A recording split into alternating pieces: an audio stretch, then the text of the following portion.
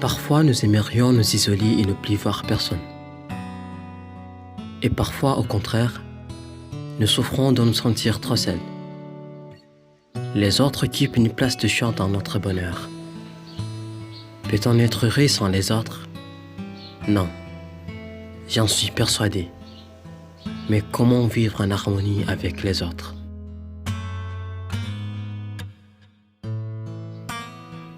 Nous sommes heureux avec des vrais amis, c'est-à-dire des amis ou proches avec lesquels on peut parler des choses importantes, des personnes en présence desquelles on peut vraiment être tel qu'il en est, oser être soi-même sans mettre de masque ou jouer un rôle.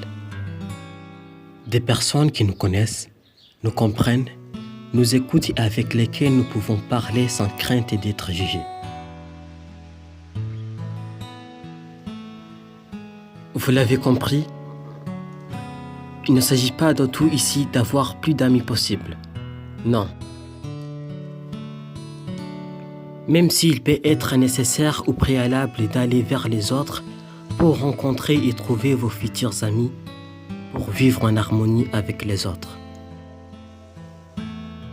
Souvent, nous nous entourons d'autres personnes, tout simplement pour ne pas être seuls.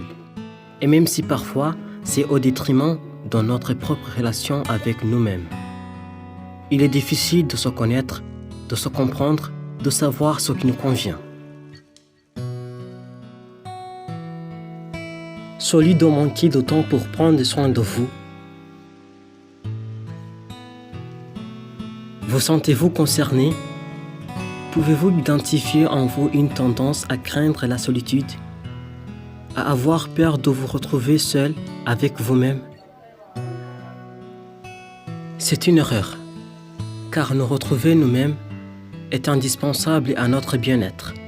Après tout, qui nous connaît mieux que nous? Apprenons donc à nous écouter. Attention, il n'est pas question de vivre en ermite, mais de mieux soigner nos relations en ne conservant que celles qui sont authentiques. Et de nous libérer des temps de solitude pour mieux nous entretenir avec nous-mêmes.